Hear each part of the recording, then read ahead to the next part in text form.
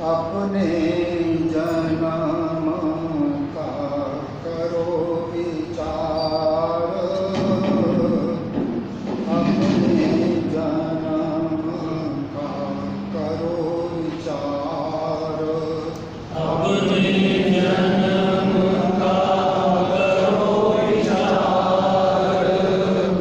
अपने जन्म का करो विचार।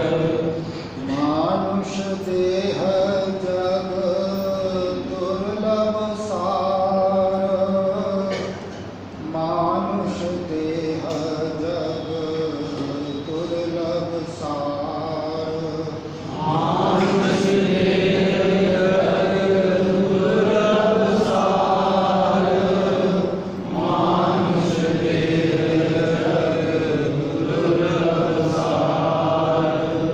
विवेकहीन जो मानुष होई, विवेकहीन जो मानुष होई, विवेकहीन जो मानुष होई, विवेकहीन जो मानुष होई।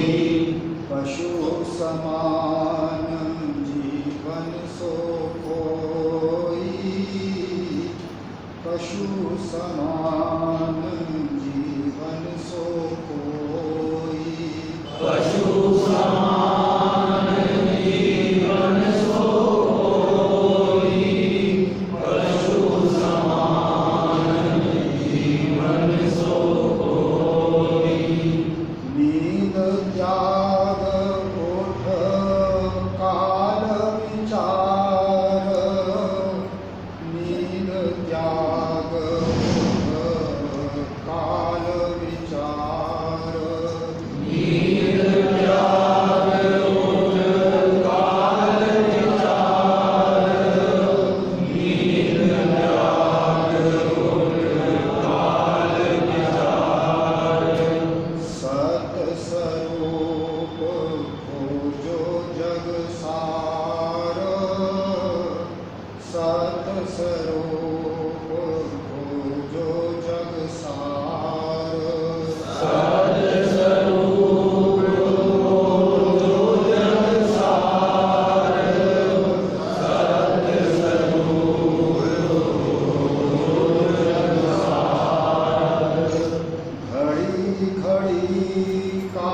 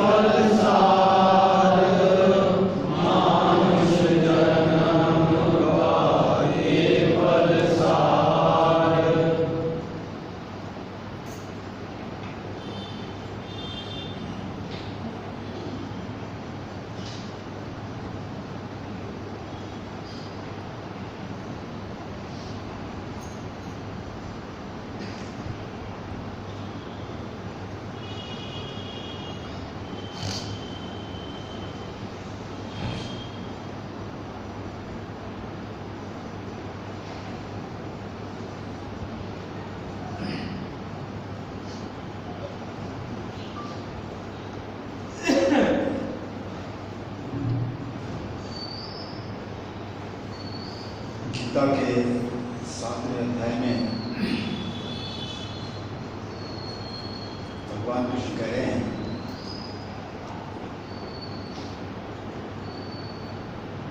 जीवनम सर्वभूतेषु अस्मि। मैं सारे प्राणियों में जीवन हूं।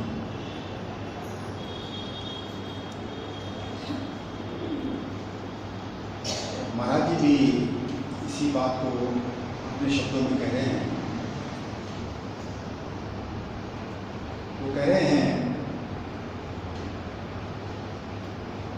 इस जिस्म के अंदर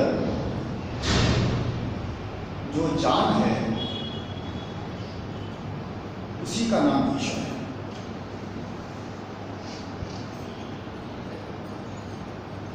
इसका मतलब मेरी देह में जो जीवन है या जो चेतना है जिसके कारण उसको जीवित कहा जाता है या जीव कहा जाता है, वह चेतना ईश्वर की है।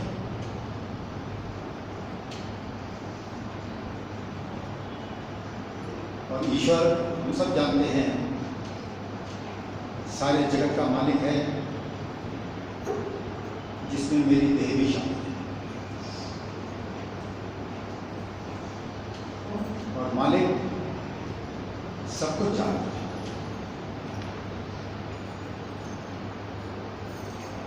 लेकिन मैं जब संसारिक भाव में रहते हुए सांसारिक जीवन व्यतीत करता हूं,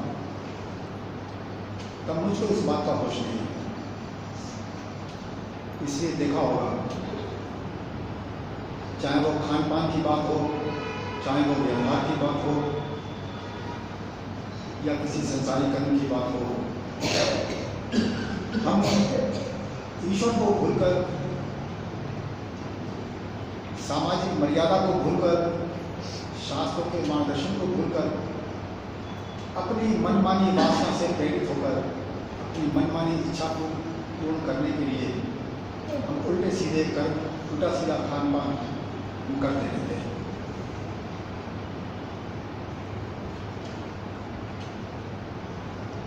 लेकिन जब कोई सत्पुरुष संसार में आता है, जिसको हम अवतार या सदगुरु कहते हैं, उसका सारा का सारा जीवन हमको यही सिखाता है कि ईश्वर हर पल तुमको देख रहा है। उसके बिना तुम्हारा सारा का सारा जीवन निरर्थक है। जैसा कि अभी हम विचार सुन रहे थे, तो या तो सत्कर्म है या मलिन कर्म है। हमारे दैनिक जीवन के जो कर्म हैं वो इस प्रकार के हों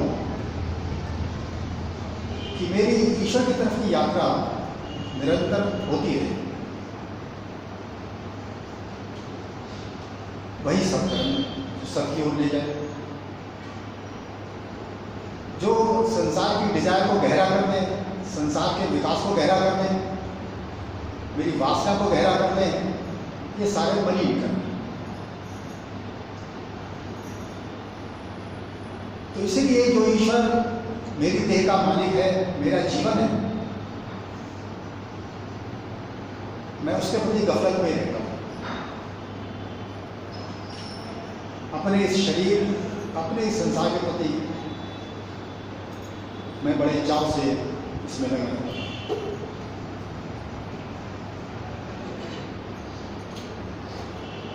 तो ईश्वर निरंतर हमको देख रहा है और मेरे प्रारब्ध के अनुसार मेरा सारा जीवन भी चला रहा है, उसकी व्यवस्था भी कर रहा है। मैं उसका उल्लंघन नहीं कर सकता, उस प्रारब्ध चक्र का उल्लंघन मैं नहीं कर सकता, यहाँ तक कि सत्पुरुष भी नहीं कर सकता। ये बात सत्पुरुषों के जीवन से ही पता लगती है। जैसे कि यदि महाराज जी के जीवन पर निगाह डालें तो हमको पता है कि मात्र 13 वर्ष की आयु में उनके अंदर ये महामंत्र प्रकट हो गए और उसके पश्चात जितनी भी वाणी आप श्रवण करते हैं उसके बाद ये वाणी निकलती थी।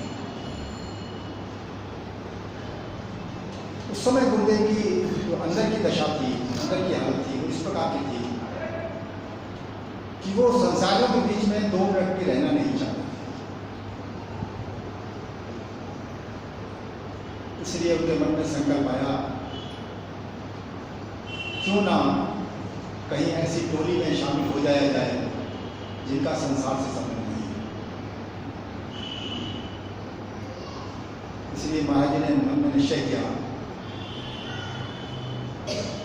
एक जगह जो सियालकोट कहलाती थी, जो पाकिस्तान में है,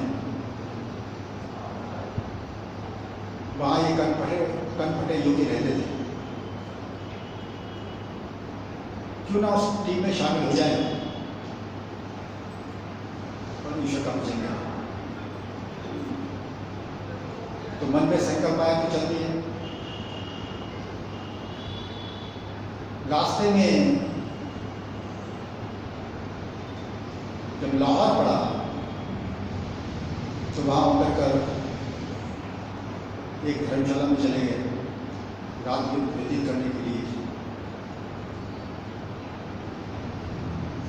तो रात में उनके अंदर से आवाज आई कि तुझको इन कनपटे योगियों में शामिल होने के लिए नहीं भेजा गया।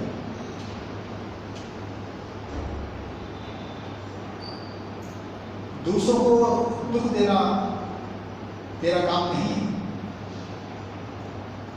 तुझको संसार में जो अज्ञानी लोग हैं, जो वहमों में फंसे हुए लोग हैं, उनके मार्गदर्शन के लिए भेजा गया, उनको सन्मार्ग पर लगाने के लिए भेजा गया। जब अंदर से ही आवाज आई उनको, तब वो वापस आ गए। फिर हम जानते ही हैं किस प्रकार का जीवन उन्होंने हम लोगों के मार्गदर्शन के लिए व्यतीत किया। कि ध्यान देने की बात यह है कि जो ईश्वर हमसे इतना दूर है कि उसकी याद तक नहीं आती, एक तरह से हम नास्तिक ही बने रहते हैं। हम ये भी भूल जाते हैं कि वो ईश्वर अंदर मौजूद है, और जिस प्रकार मेरे अंदर मौजूद है वो सबके अंदर मौजूद है। उससे छुपकर मैं किसी को क्या धोखा दे सकता हूं? क्योंकि मैं चाहे क्या करता हूं, मक्कारियां करता हूं, लोगों को धोखा देता हूं, मन में कुछ और होता है, मुझसे कुछ और बोलता हूं। ये कौन कर सकता है? ये केवल वही कर सकता है जिसको इस बात का होश नहीं है कि ईश्वर अंतर्यामी है और हर पल मुझको देगा। इसलिए जो लोग उस ईश्वर से प्रेम करते हैं, उस ईश्वर की भक्ति करते हैं, उनका मार्गदर्शन अंदर से होता है। अब गुरुदेव का मार्गदर्शन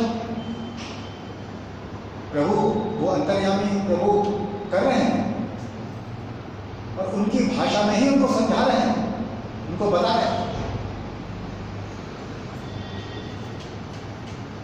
और गुरु उस आज्ञा का 100% पालन कर रहा है।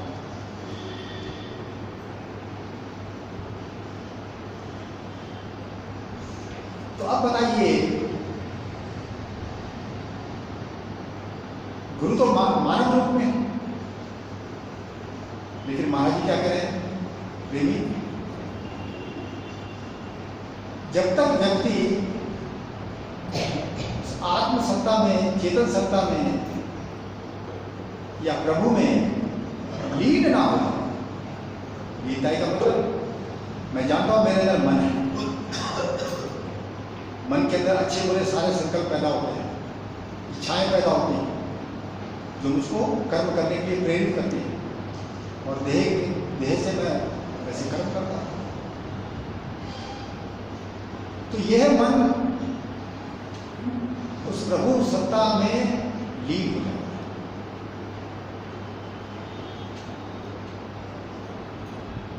जब लीन हो गया ये मन, इसका मतलब क्या हुआ? वासना खत्म हो, वो पूर्ण चैन, पूर्ण आनंद की स्थिति, पूर्ण ज्ञान की स्थिति। इसीलिए फिर उस देह से, जो गुरु की मानव देह ही है, उस देह से फिर सीधा ईश्वर होता है। ईश्वर आपको गाइड करता है, ईश्वर आप पर कृपा करता है। इसलिए जब तक हमको अपनी देह का अहंकार है, मैं अपने आप को शरीर करके देख रहा हूं, ना ईश्वर का होश है, ना बुद्धि का होश है। मैं मन से प्रेरित होकर सारा का सारा सांसारिक जीवन व्यतीत कर रहा हूं, और इसके कारण कितने कष्ट उठाता हूं, कैसा अज्ञानता से भरा हुआ मैं जीवन व्यतीत करता हूं। ये हम सभी लोग जानते हैं। तो गुरु की देह से वो ईश्वर सत्ता जब कार्य करने लगती है, मार्गदर्शन करने लगती है, तब वो गुरु ही ब्रह्म ही कहलाते हैं। गुरु साक्षात परब्रह्म, तस्मै श्री गुरु। तो यदि गुरु, या यूं कहिए कि ईश्वर गुरु रूप में सामने ना आए, तो हम जैसे मनुष्यों को कब होश आए? कैसे होश आ सकता है? शास्त्र पढ़ के भी होश नहीं आए। शास्त्र जिसके जीवन में 100% उतरा हुआ हो, वो प्रमाण जब तक हमारे सामने नहीं होगा, हम शास्त्र की बात पर विश्वास क्यों करने लगे? इसीलिए सत्पुरुष जो हैं गुरु की महिमा बयान करते हैं। गुरु गोविंद दो खड़े, काके लागो पाए, बलिहारी गुरु आपने गोविंद दियो बताए। तो गोविंद का रास्ता गुरु से होकर जाता है, और गुरु हमको क्या देता है? ज्ञान का निश्चय देता है। ज्ञान तो है,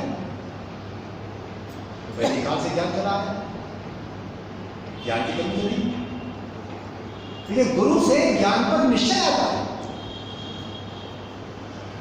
और जैसा मेरे मन के अंदर निश्चय होता है, जैसा बुद्धि में निश्चय होता है, वैसे ही मैं कर्म करने के लिए प्रेरित होता हूं।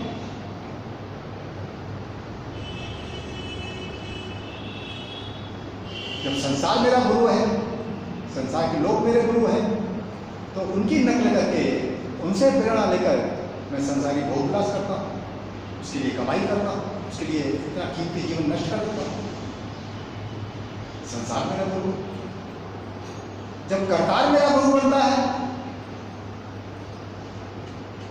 तब मुझको पहली बार इस संसार में ये सीखने को मिलता है, ये संसार दुख,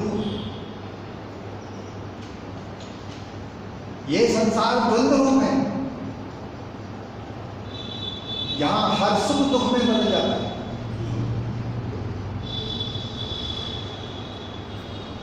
तो सुख से दुख और दुख से सुख, ये द्वंद्व है, इसकी उत्पत्ति हुई।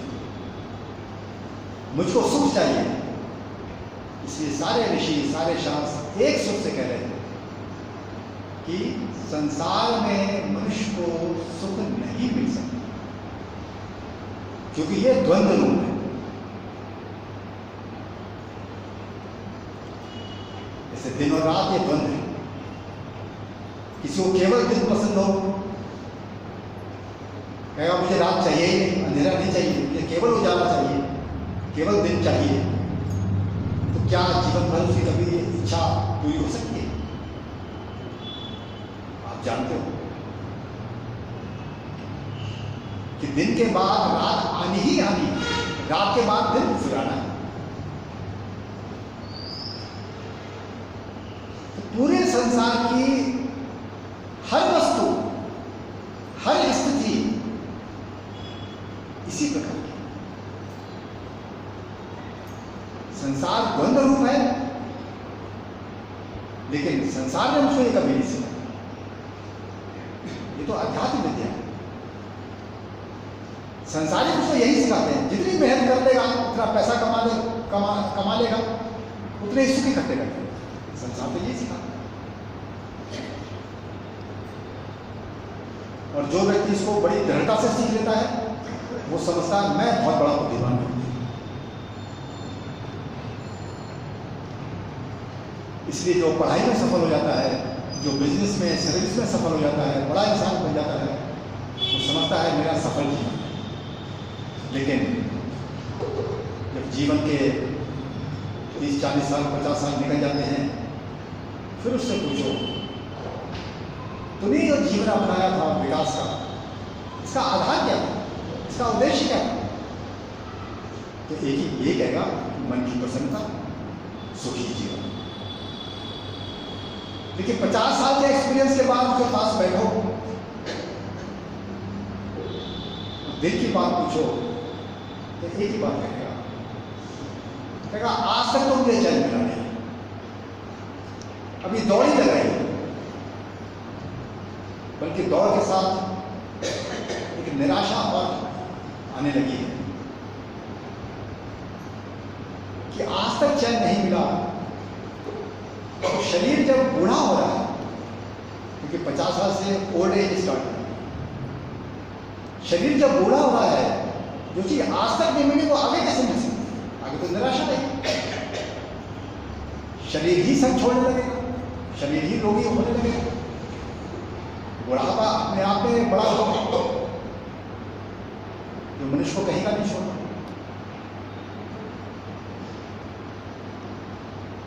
अब बताइए, गुरु उसका कोई नहीं, गुरु उसका संसार ही है या संसारी लोग हैं। तो इन गुरुओं ने हमको कहीं का नहीं छोड़ा। इसलिए प्रभु कि हमारे पालनहार है ना, पालन करते हैं, वो दयालु भी, हमको दुखी देखकर दया भी करते हैं। इसीलिए वाणी आपको याद दिला रही है। वाणी में प्रभु कह रहे हैं, दुखी जीव की सुन पुकार, सतगुरु आए जगत उद्धार। दुखी जीव की पुकार सुनकर प्रभु उसका दुखों से उद्धार करने के लिए गुरु बनकर निकला। तो अब बताइए, मनुष्य जन्म का यदि सबसे बड़ा कोई सौभाग्य है, जितने भी दुनिया में सौभाग्य होंगे उसमें जो सबसे बड़ा सौभाग्य है वो पूर्ण गुरु पर विश्वास का आना है। जिस मनुष्य का वक्त रहते हैं पूर्ण गुरु पर विश्वास आ गया, तो उसके जीवन की दिशा तो बदल गई। पूर्ण गुरु पर विश्वास का आना ऐसे नहीं होता जैसे कोई मंदिर तो जा रहा है, मन में कोई इच्छा रखकर माथा भी टेक रहा है, प्रसाद भी चढ़ा रहा है, लेकिन वो अपने साथ ही धोखा कर रहा है। अरे ईश्वर का मानना तो इस बात से था कि मुझको अपने रोग का पता लगे, उस रोग की निवृत्ति के लिए मैं ईश्वर से प्रार्थना करूं, प्रभु कृपा कर मुझको मानसिक बेचैनी से छुटकारा दे। तो मैं मदहोश होकर ईश्वर की पूजा करता हूं, और जो मुसीबत या कि जिसके कारण मैं दुखी हूं, उस कारण को मैं और गहरा कर देता हूं। तो गुरु पर निश्चय का मतलब, गुरु पर विश्वास का मतलब एक ही होता है कि मनुष्य इस वासना के अंधकार के विज्ञान को समझ जाए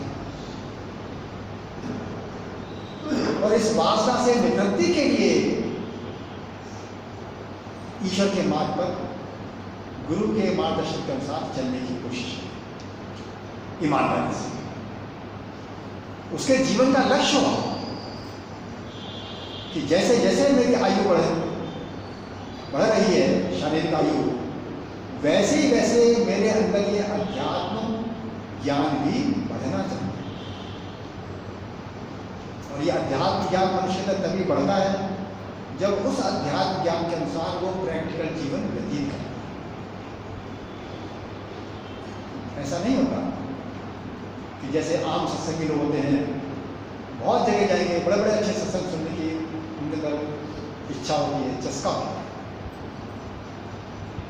और उसी में अपना कल्याण समझना चाहिए। ये तो वैसे ही हो गया जैसे कोई इंटर का विद्यार्थी हो और बुक प्रैक्टिकल्स की बुक खरीद रहा है और रोज उसमें प्रैक्टिकल पढ़ता है और लेबोरेटरी में प्रैक्टिकल ना करे तो उस बुक का उसको क्या लाभ है? बुक का लाभ तो तब था ना जब वो प्रैक्टिकल कैसे किया जाएगा वो सीख रहा है और सीख के फिर उसको इम्प्लीमेंट कर रहा है, उसको कर रहा है। तो सत्संग तो मात्र इतनी ही हमारी सहायता करता है, जो शास्त्रों का मर्म हमको आसानी से समझ में नहीं आता पढ़कर, वैसी हमारी तीव्र बुद्धि नहीं है। तो सत्संग के माध्यम से सत्पुरुषों की बातों का राज जो है, उनकी जो गहराई है वो समझ में आने लगती है। समझना क्यों है आपको? क्योंकि उसके आधार पर मैंने अपने बंधन का निरीक्षण करना है और सत्मार्ग पर चलने की, ईश्वर के अनुभव के मार्ग पर चलने की मैंने तैयारी करनी है। ईश्वर अंदर मौजूद है, वृत्ति मेरी बाहर फैली हुई, विकास मुझको बाहर नजर आ रहा है। इसीलिए सत्पुरुष का मार्गदर्शन ही या शास्त्र का मार्गदर्शन ही आपको ये सिखाएगा। मन का बाहर लगना या मन की चंचलता संसार में बढ़ना, ये मनुष्य का पतन है। और जो मन अंदर लगने लगे, सिमरन की इच्छा करे, प्रभु दर्शन की इच्छा करे, इसके मन के अंदर सिमरन करते वक्त प्रभु प्रेम पैदा हो, ये इस मनुष्य का विकास है। तो हम सिमरन क्यों करेंगे? प्रभु से प्रेम की इच्छा क्यों करेंगे? ये तभी करेंगे जब मेरी बुद्धि का ये निर्णय हो जाएगा कि संसार में मुझे चैन कभी नहीं मिलना, चाहे 100 वर्ष की आयु मेरी क्यों ना हो जाए, चाहे कितने जन्म मिले क्यों ना हो जाए।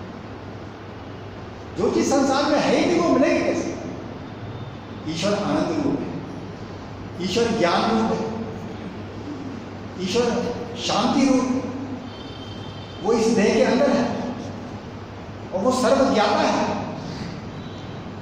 हर पल उसको देख रहा है। मेरे अंदर यदि उससे मिलने की इच्छा है तो मुझको उसके मार्गदर्शन का भी पता लगने लगे, ये पक्की बात। तो महाराज जी के जीवन से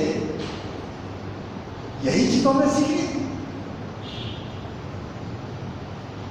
उनकी अंदर इच्छा हो रही है, सतमार्ग की इच्छा है कि मैं केवल ईश्वर का भजन करूं, केवल ईश्वर का सिमरन करूं।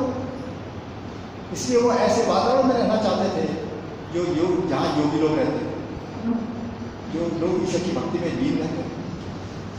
लेकिन प्रभु उनको दूसरी बात कह रहे हैं अंदर से कि तुझको इन अज्ञानियों के, इन वहमों में फंसे हुए लोगों के मार्गदर्शन के लिए भेजा गया, सत्मार्ग पर लगाने के लिए भेजा गया।